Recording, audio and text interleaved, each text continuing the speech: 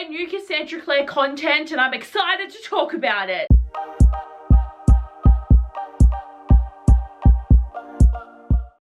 Weird. I don't film book reviews anymore, even though book reviews are my most popular videos on my channel. I just don't film them anymore because I don't read any books that I like, apparently, because I used to make a lot of book reviews because I used to make a review for every single anticipated read I had because I thought it was a good idea, you know?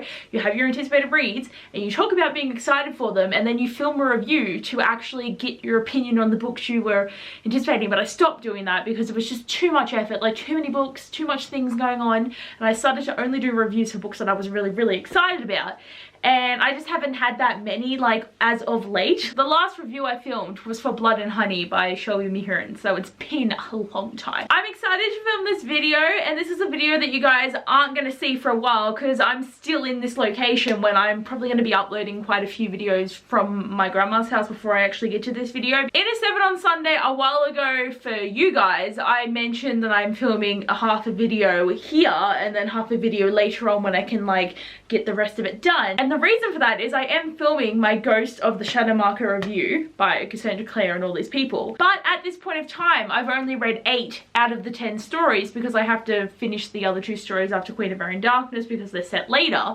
But I want to film this now because I have my thoughts and feelings, like, very present in my head right now, and I honestly don't know when I'm going to get to Queen of Air and Darkness. So I'm going to be reviewing the first 8 stories today for me, and then when I finish reading Queen of Air and Darkness I will then have a video review filmed for Queen of Air and Darkness, but I'm going to upload my review for Ghost of the Shadowmarker first, so it's kind of like I've got to film this bit, have it ready, and then read Queen of Air and Darkness, get that filmed, and then finish the other 2 stories, film the rest of this, and then get it together. So, like, really it's 2 videos for you guys that are going to come out at some point, but it's just easier for me to film it now and to get my thoughts and feelings, and I have a lot of notes. This is going to be a long ass video, so if you don't even want to watch it, I won't even be mad because I just have a lot of thoughts and feelings, and I wrote more than 10 pages of notes in my review book. I'm very excited to get in this review. It's going to have spoilers. I definitely recommend not watching this video at all if you haven't read a single Cassandra Clare book, but especially the Dark Artifices, but there probably will be things from the Mortal Instruments too, so just be warned. Like, don't watch it if you're not current, and only watch it if you just want to know my thoughts and feelings, like 6 years too late. But let's get into the review because I've already taken too long on my intro, and I know that this is gonna be a long one. So our first story was Cast Long Shadows, and this one was about Matthew, and I think he was about 15 in this story. And basically my need to read Chain of Gold has just become full force now because I read this book about Matthew, and they're talking about James and Tessa and Will and all the kiddies and just all the different little thingies and, like, the interactions between them all, and I'm like, it's adorable. But this story was not fun. This was not a fun time. But I really did like that this story focused on Matthew, and he seems like the type of person that just has such chaotic energy because he's always moving, he's always flamboyant, he's always out there, he's always just running around and he's just oozing energy. And his relationship and the parabatai bond with James is actually so cool because James is like the polar opposite of him, but they just work so well because they are really an opposites attract friendship, and I'm excited to see that relationship actually in Chain of Gold. We've had snippets of this friendship, but now Chain of Gold is going to be something I can read soon and I'm actually going to fully see it.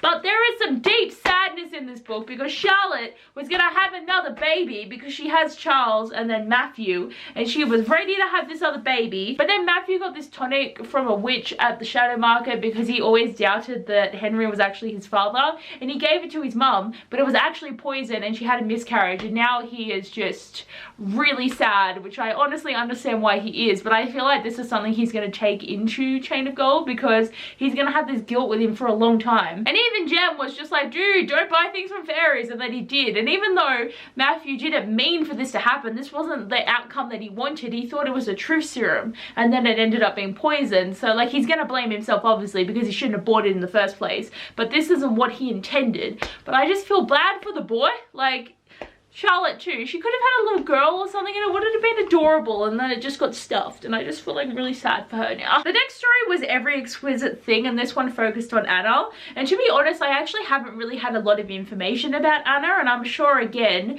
Chain of Gold, Chain of Iron, she's going to be like a very big character in those worlds. But I think her story is so interesting because it was really cool watching her like find her identity and find like where she feels she fits in the world, and because she doesn't generally like the traditional stuff that girls are meant to like, and she also is a lesbian, so she does like girls. But I think it was really interesting too how she wanted to wear suits and pants, and she didn't want to be like part of the norm of the world, and she was so scared that Celia and Gabriel weren't going to love her anymore because of how she feels.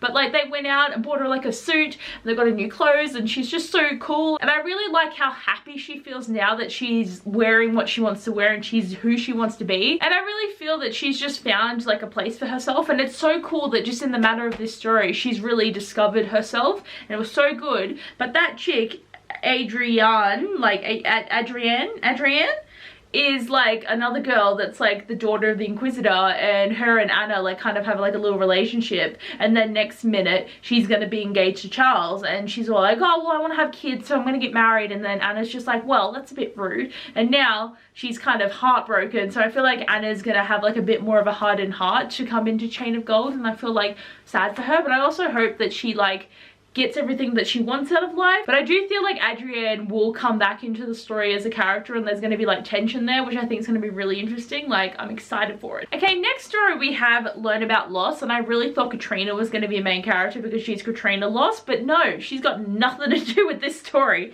But there is circus vibes because this is like a really cool shadow market that just kind of popped up, and it gives me circus vibes. It's like the night circus, and I was like, yes. And this is the story that I feel that Jem really had like more of a main character role. Like obviously every story he's a main character, but the formula of this is we have Jem's point of view and then we have someone else's point of view. So it was like Jem and Matthew, and then it was Jem and Anna, and then it was Jem and Amelia, and there's sometimes with Jem and Tessa, and like, you know, Jem and Alec. Like there's always Jem is the main force here, but this one I feel like it was actually getting more into his character, more in how he's feeling about being like a silent brother. Like obviously throughout the story we do see the progression of him just slowly hardening his heart and not having emotions as much anymore and really losing himself.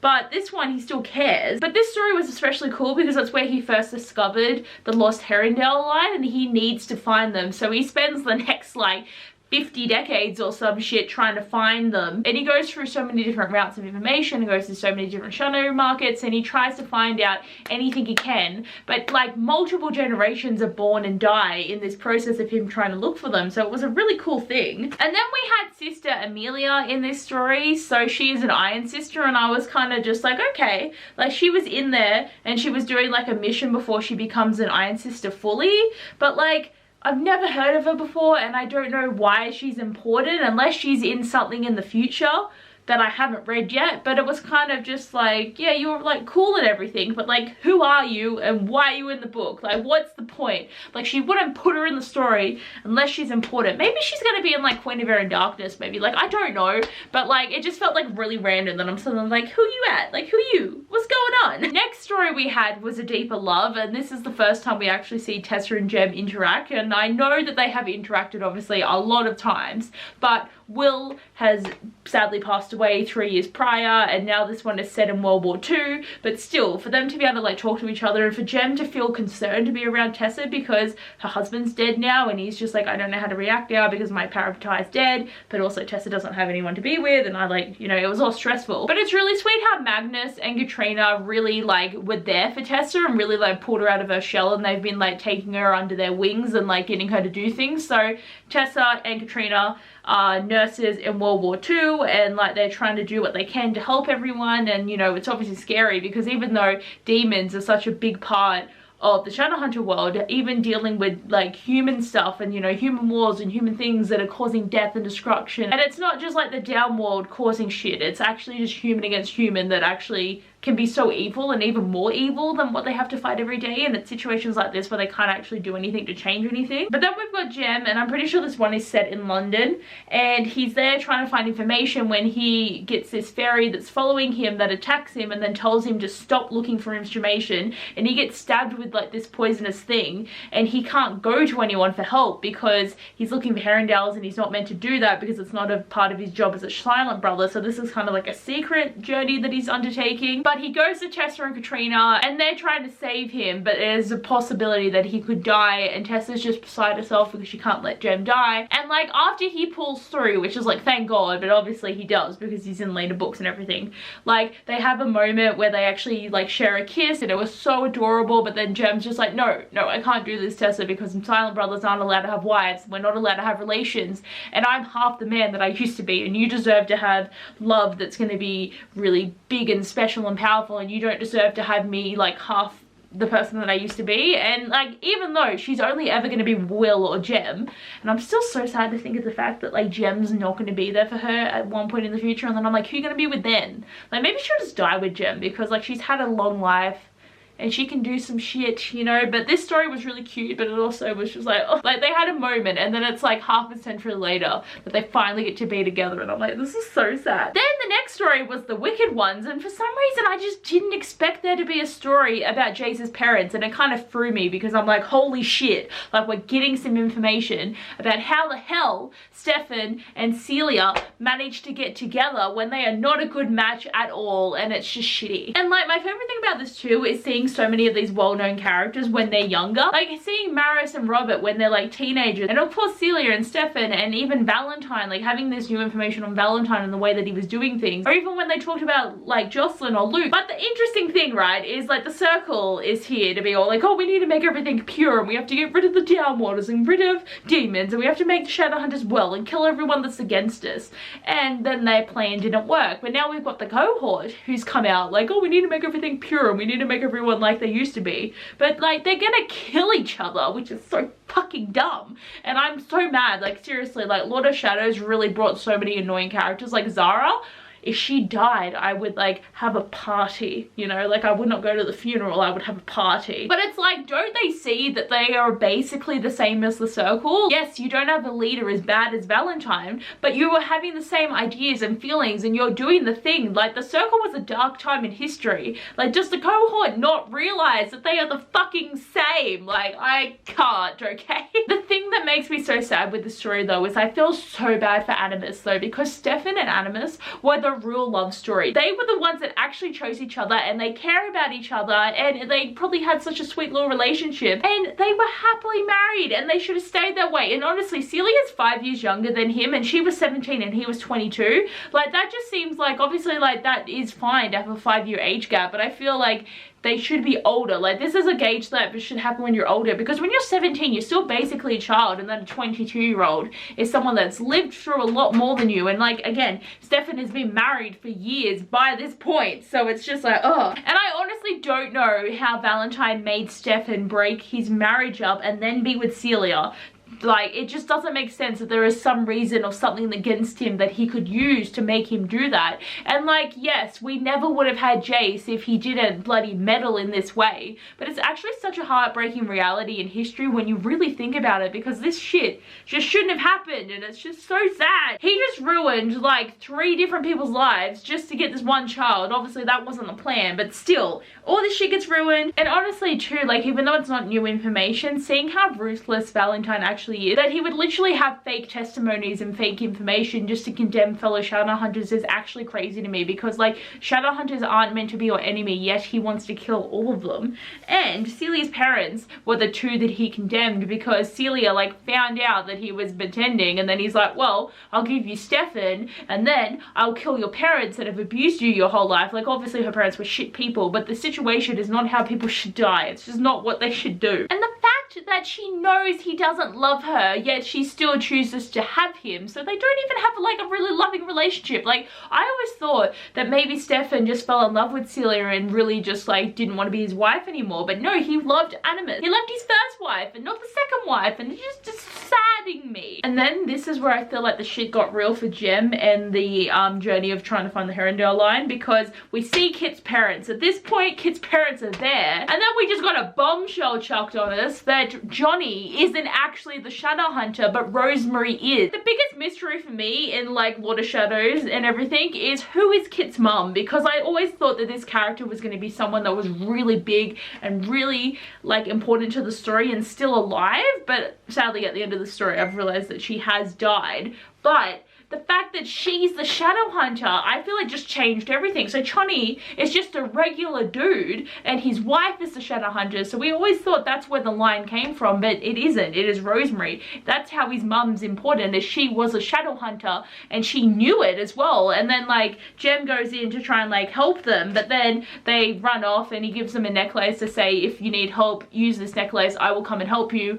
if I'm able. And I'm like, yeah, good Jem, like you're trying to do something. But we also know that when he first found the original Herondale line and everything, he saw that one of them was a magician and one of them was a Fae female. And I feel like that's also interesting because I don't think Fae blood dilutes. So Kid is basically half Fae, half shadow hunter, and that's why I think the writers of Man thought he looked familiar, because I feel like he'd have like the Fae features and everything, and this is what I thought at the time. Obviously I've gotten more information later on in the review for other things that have happened in stories, but at the time I was thinking that has to be why, because I felt like people were always sitting there being like, you look familiar, and I was like, oh, maybe it's because he's dad or because he's a Herondale. But no, he has Fae blood, so he's basically the same as Helen and Mark, but because it's more of a, I guess, a diluted version, he doesn't have like, you know, the pointed ears or the like common signs of being a fairy, but like that's still so much happening. Like there's so many things here that I think are going to make my reading experience of Queen of Air and Darkness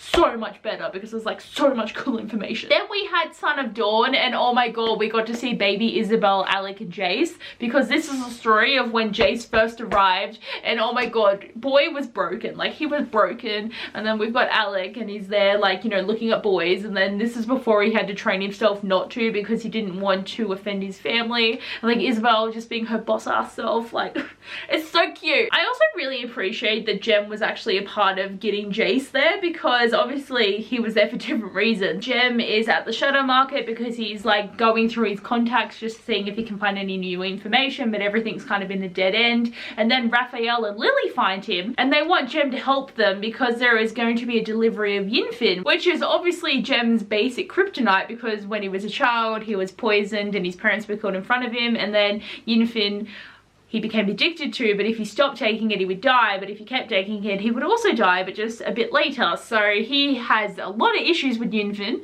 so he agrees to help and join in to try and figure this out, because it's like werewolves are transporting it, and they're also transporting it on the ship from Idris that Jace is on. So that's how Jace kind of becomes a part of the story here. But it was also really nice just to have a little bit more information on Raphael, because obviously he has died in the present, which is really, really sad, but also to see Lily, and it was hilarious because she had so many funny nicknames for Jem, and she continues to do this throughout the story because she's in another story in the next one I think, and it was hilarious. Like I just appreciated it so much. But also for some reason I didn't actually realize that Lily was in love with Raphael, so she's obviously in love with him now in 2000, and then he dies in like 2007, I'm pretty sure. So she's known him for a long time though. Like she is older than Raphael and known him for a while, but then like later we can seriously see how sad she is. She's still grieving the love of her life, which again is just kind of depressing. Seriously, like Bubba Jace, like how damaged was he? Like Valentine fucked this boy up. Like literally he made Jace think that loving anyone was a crime and to be soft was to be weak, and just like, ugh,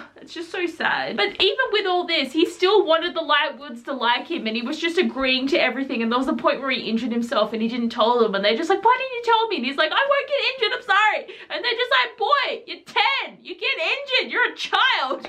Like it was so good. But like honestly, Jace has come a long way from this child that he was. And honestly, this is the last story that we actually see Jem as a silent brother. So the fact that in the century that he has been one, he has grown so cold that it even got to the point where he couldn't remember Tessa's name, he couldn't remember Will's name, and he couldn't even remember his own name. And I'm so glad it only took a couple more years for them to fix him with the Heavenly Fire. Like to have Jem saved was such a good idea from Cassandra Clare. Like I really feel like she did some good writing there, because like having Tessa and Jem be happy again and to be able to be be in love, and for him to be able to feel again is just so special to me. Okay, then we have The Land I Lost, and this was like basically like a full Malik story, even though Magnus actually wasn't in it that much. So obviously it made sense for this story to happen, because in Tales of the Shadowhunter Academy we saw the way that Magnus discovered Max and how they became to have him as their son and adopted him. But in this story we get to see Abbeyleec find Raphael and how they adopt him and love him and everything. So it's cool that they each found one of their sons and then brought them home, and then they all instantly fell in love with each other, and it's adorable. Like, their little family is so incredibly cute, and I love seeing them as dads, and it makes me feel old that these characters that I've been reading for so long are dads now, and I'm just like, oh my god. This story was like 100 pages long. It was nearly like a mini book. Like, honestly, there was so much going on. But Abbeyleec basically gets this message from Tessa and Jem to come to Buenos Aires because they can't get into the shadow market because the shadow hunters there are all assholes and they're like being very corrupt. So they don't let any shadow hunters in, except they're saying they will let Abbeyleec in, and they have no idea why. So Abbeyleec goes there and he brings Lily with him because she can speak Spanish, and again, she's been a bit depressed since Raphael died. So they go there, and then they discover that werewolf women are getting taken because there's like this queen of the shadow market, and she was someone that Abbeyleec saved 5 years ago. So I'm assuming that happens in the Magnus book, like in the first one, because it's like there's a train thing going on, and then, you know, she gets saved, so she likes him because he's actually a good shadow hunter. And while he's there, he finds 5-year-old Raphael at the market, and this is the most grumpiest child I've ever read about, and it's hilarious that he just really hated Abbeyleec for so long, but then he really got used to how Abbeyleec was so patient with him and, you know, kept doing things that were nice for him and giving him food and buying him boots, and like the way that Raphael didn't want to be carried, but then he did want Abbeyleec to carry him, and like how he couldn't speak English and he was just always calling him bad names, and how he was like obsessed with Magnus, obsessed with his phone, and just like the way their relationship developed was so incredibly adorable, and it just makes my heart so happy because like it's so cute. Like, they have another son and he's just accepted the whole family so quickly, and I'm like, ah, you made me so happy. And then the plot fucking thickens, okay? So that Faye bitch from the first story that cursed Matthew is here, and she has got some info. So we find out also why the fairies are so invested in the Herondale line that is half Faye, because back in the day, the Seelie Queen and the Unseelie Queen bloody got busy and had a baby. So this is the lost heir. And then in Lord of Shadows, when they go to Unseelie Queen and she keeps mentioning this baby, we thought that there was a baby that she maybe had with Sebastian or something, but no, this is a baby she had with the Unseelie King. And I'm thinking, Jesus Christ, like, you are villains and hate each other. Like, how did you manage to be happy enough to actually have a baby? And they had a girl, and it was agreed upon that this child would rule both the Seelie and Unseelie court when they got old enough. But then there was a prophecy that happened just after she was born, and basically the prophecy is that when the first heir reaches for their full power, all of fairy would fall under shadow. So obviously there is some concerns, and this girl is called Aureline, and she ran away, and then she fell in love with Roland. So she was the fairy baby we saw at the beginning of the story at the circus. So she is the lost heir, and she's just had a baby, and the status of being the first heir goes down the bloodline. So this means that fucking Kit is this first heir, and this is gonna be playing Queen of Arundungus. I'm telling you, it's either gonna be in Queen of Arundungus or the Wicked Powers, because the Wicked Powers is about tying Kit, and like, she is setting up some stuff. Like, I'm concerned, and now this makes sense why they are all fighting and looking for Kit, because he looks like Aureline, which is the lost heir, or the first heir. She's lost and she's first, but then she was rid of Roland, and then she made him live for as long as possible, and when he died she attached her life to his, and she died too. And I was beyond insane reading this because it's giving me so many things to think about. Like, this just feels like extremely big, like extremely big information. Also, just to say too, seeing Jem and Tessa being just so happy, because this is basically the first time we've actually had their POV after Clockwork Princess. So it's cool to see them happy, like they've been married for 5 years or something, and they're in love, and it's adorable, and just, oh, like, I'm so happy for them. And then again, also the cuteness of when Rafe because we call him Rafe because it's Raphael, and I feel like that's a little bit confusing because you've got Raphael and then Raphael, but they spell them differently, so they started calling him Rafe. But when he first met Magnus and how like Magnus just got so attached to him, and now like they're all a little happy family, and like when he hugged Max, like, oh, kill me. Okay, and then we get up to the 8th story, Through Blood, Through Fire, which is the last one that I have read, because the other two, again, I can't read them yet because obviously there's some important information in them that I probably don't want to be spoiled for.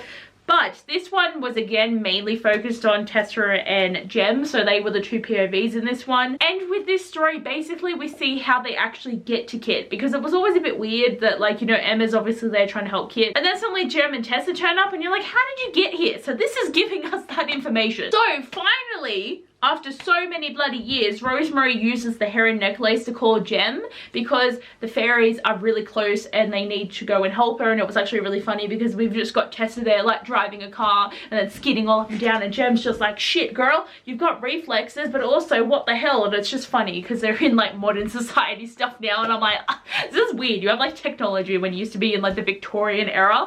But they get to Rosemary and then she just gets stabbed and they don't make it and she dies, which was so awful. But it was one of the writers too, so it was Fowl, and that makes more sense why the writer recognized him, because he's looking at me like, who are you, bitch? Even though he just killed his mum like a couple of months beforehand, and like so sad that Rosemary is dead because I really wanted her to be alive.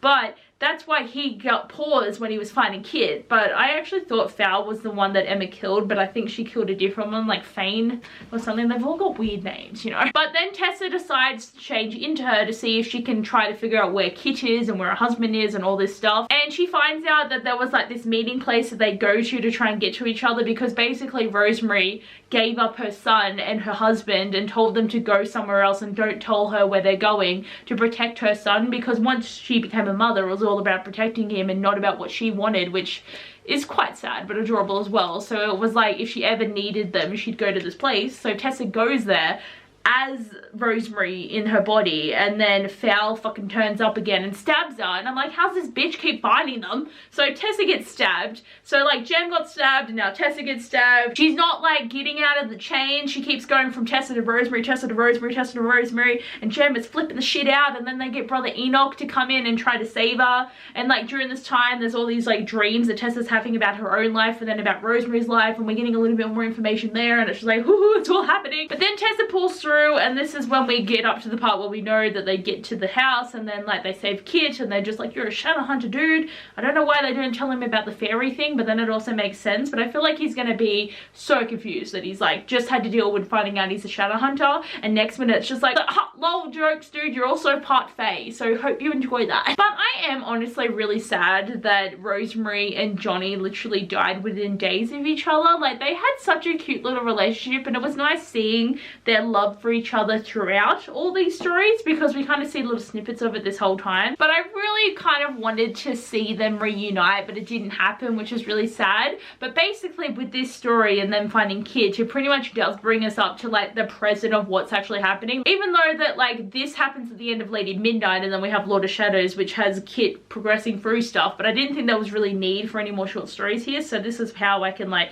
go into Queen of Mirror and Darkness now, because I'm like current, I'm up front. And then the most exciting thing happened, because Tessa and Jem are gonna have a baby. Like, they're pregnant and they're having a little baby, and I'm so excited. I will admit this is something that I already knew about, because someone was talking about it and then it accidentally got spoiled that they were gonna have a baby, but I feel like it doesn't really like go towards the main plot of the story. Like, they're gonna have a baby, which is adorable. And the fact that Jem was like so worried that Tessa wasn't gonna want to have a baby because she had babies with Will, obviously, because she had James and Lucy. And even though Tessa's just like, yes, I did have children and I love my children, I want to do this with you, Jem. Like, we are together, and even though yes, you are gonna die and then this child will eventually die and I will outlive them, I mean, you can't actually know that unless you accidentally like get killed or something. Like, she nearly just died before. But it's just so cute that they're gonna be like continuing on their little lives and having a little relationship, and like they got married and now they're having a baby, and it just brings me so much joy. Please like let this baby get born in Queen of Air and Darkness, because I want to know if they're having a boy or a girl, and I also want to know the baby's name. Like, I need to know this information. Okay guys, that is all my thoughts and feelings so far, and this is definitely like, you know, I've kind of had theories for Queen of Air and Darkness, but I really don't know where it's gonna go. But you guys are gonna see me very, very soon, because I will obviously splice the footage that I'm probably gonna film in a month or two with this video, and this is gonna be me coming back having already read Queen of Air and Darkness and probably having a bit of a different perspective on what's going on. But I'm very keen for that, so I guess I will see you in a few. To me, this honestly feels like long time no see since I've talked about Ghost of the Shadow Markets, but for you it's going to be a second, and I'm sure I did mention this in my last video. I was like, bye, and now I'm like, hi. But I have come back, I have read Queen of Shadows. Oh my god, amazing book. I can't wait for my review to come out, even though it's going to be probably just as long as this one. I've already filmed it, it was a long time, and now I'm here to talk about the last two stories from Ghost of the Shadow Market that are set after Queen of Air and Darkness and are in 2013.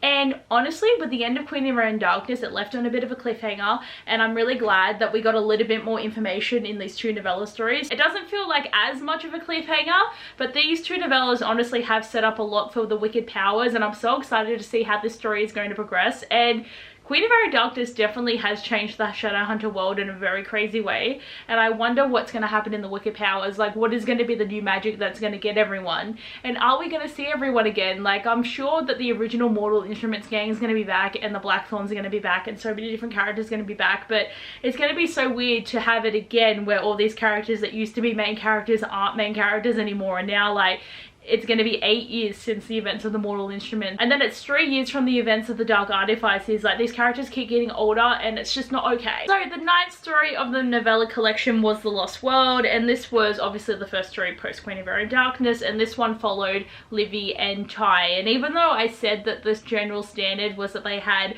Jem for a POV in the story and then another character for a POV in this story, but this story was pretty much all Livy. And even though she did go and visit and see Jem and Tessa, and they had the baby and they did certain things there, and she also went and saw Kit, it was more basically about Livy and Ty, and it was beautiful. So in Queen of Air and Darkness, Livy did come back, but she didn't really feel like herself, but I think she just needed time, and I was so glad that that's what she did need, because in this story she's basically come back to herself. She remembers everything, and she is basically how she used to be, but she's just so sad because she's dead, and I feel so bad for her, because the only people that can see her are Ty, Kit, Magnus, and other people that are like used to seeing ghosts, but she can't do anything. She can't talk to anyone that she loves. She can't pick anything up. She can't just, all she does is wander around with Ty or outside or looking at things, just getting really, really depressed about things that were happening, and it's so sad. And she's also discovered that she can't actually travel that far away from Ty for long periods of time, which does make sense because Ty is her anchor, and with the dark magic that he used to bring her back, she's always going to be there for him. So if they are apart for longer periods of time, bad stuff happens to both of them, which was pretty scary. So for Ty, he passed out, which wasn't good, but for Livy, she starts to forget who she is, and she gets this kind of like evilness in her, and then she's able to like start breaking things, like windows would shatter, plates would fall over, she could move things, and she also, just as I said, forgot who she was. So they need to stay constantly together, but this is what Ty wanted. He wanted her back as a human and alive, but this is what you get, and this is what you're going to live with, so at least he gets to see his sister.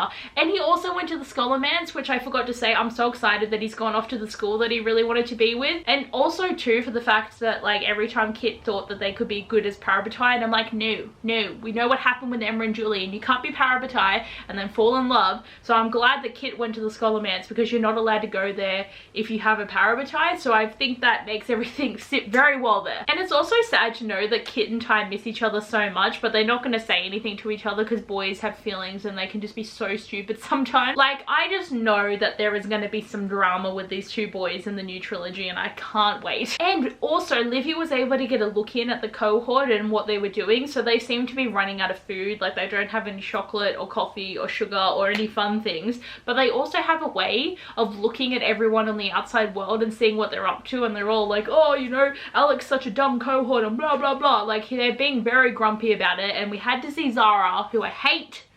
man, I wish she died, but it just didn't happen. And they also have a plan of attack for some time in the future that I assume is going to happen in the Wicked Powers, because why the hell not? But I just don't like this whole taking over Alicante and Idris thing that they've done. It's just wrong. Like, can't they just get over themselves and be able to work all together?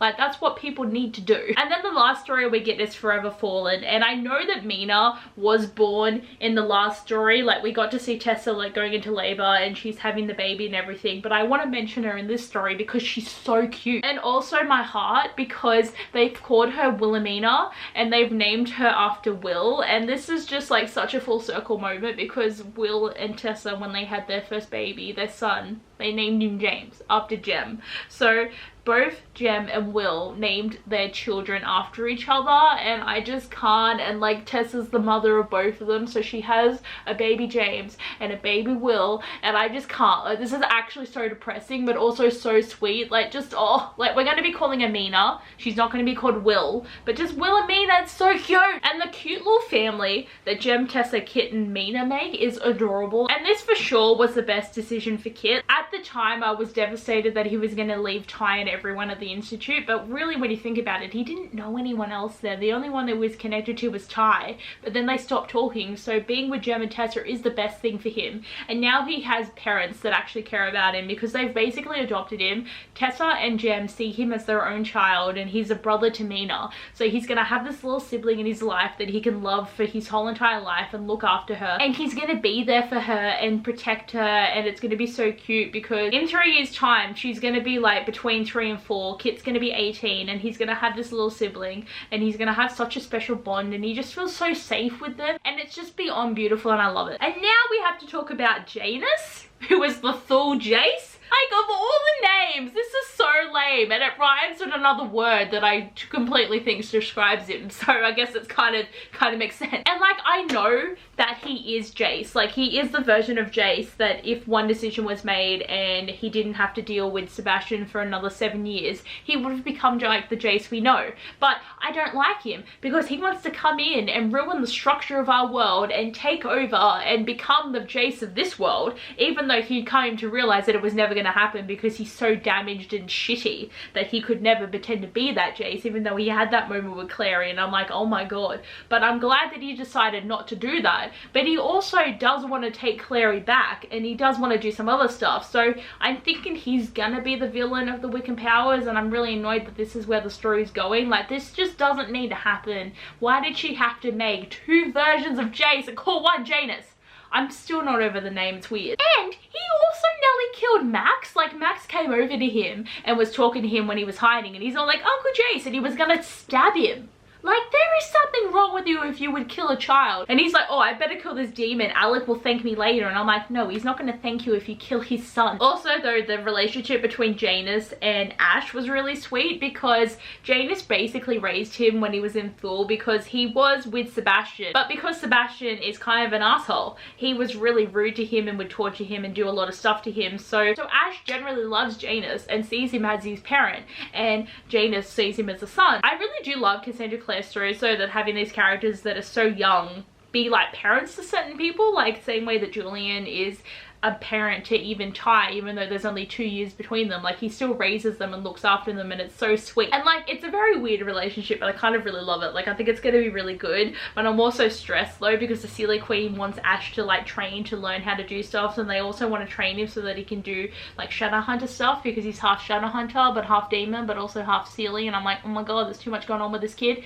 And I'm also concerned that Ash and Kit are going to be pitted against each other because Ash is the heir to the Silly Queen, but then Kit has the fairy blood of the lost heir, so like they are kind of semi-related. But imagine if like Ash and Kit like became Parabatai or something, like they became good friends. But I also feel like there's just going to be a battle there because Kit's got to get used to the fairy magic that he has, and Ash is going to do some evil stuff, and as I said, they're going to be pitted against each other. So I definitely think that there's all these elements that are going to lead to the Wicked Powers that are going to make it so cool. I'm just beyond excited that I did finally read this book and finally finished it. This was the story that I was waiting for to turn up before I read Queen of Very Darkness, but then I decided to do the reread and then I just never caught up and everything just got behind. So I feel like I'm finally catching up, and now all I've got to read is Chain of Gold, Chain of Iron and the 2 Malik books, and then I'm completely caught up and I'll be able to be like everyone else and know what's going on, which I'm so excited for. I hope you guys enjoyed this review. I know it's definitely a long one. If you made it to the end, I thank you so much,